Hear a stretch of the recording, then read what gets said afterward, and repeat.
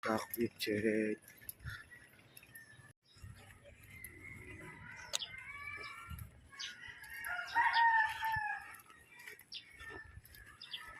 Dito tayo sa Villarita. Daming mangga dito. Daming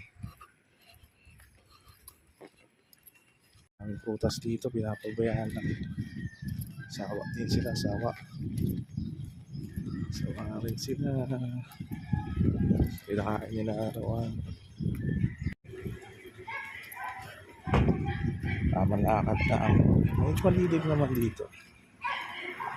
Katulad din sa amin paglabas, ang init. Kahit payong naman tayo, din masyado mainit.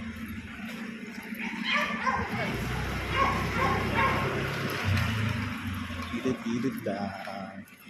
Masyado mainit lang sa malakad na konti.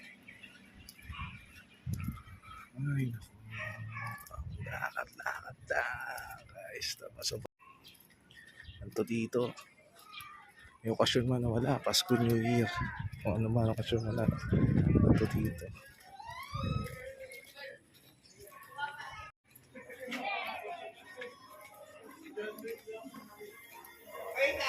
Kailan mo pa alam?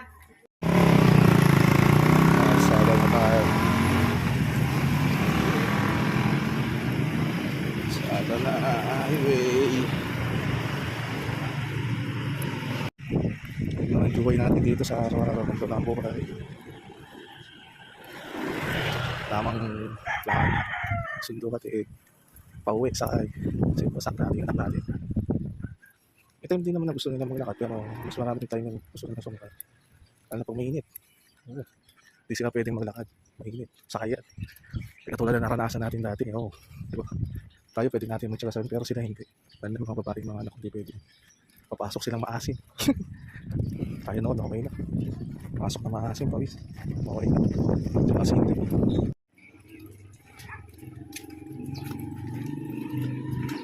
Ayan, mga bata.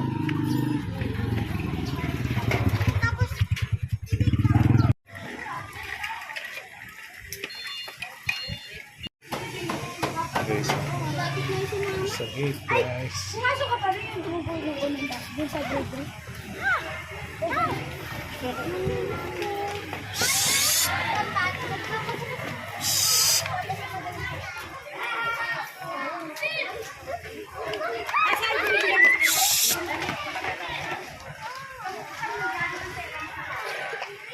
Miss Cristel. Saan ka nakatambay? Doon! Tapos na kaya? Hi ka muna, hi. Tapos si guys. Salamat sa panonood. Like and share guys. Bye!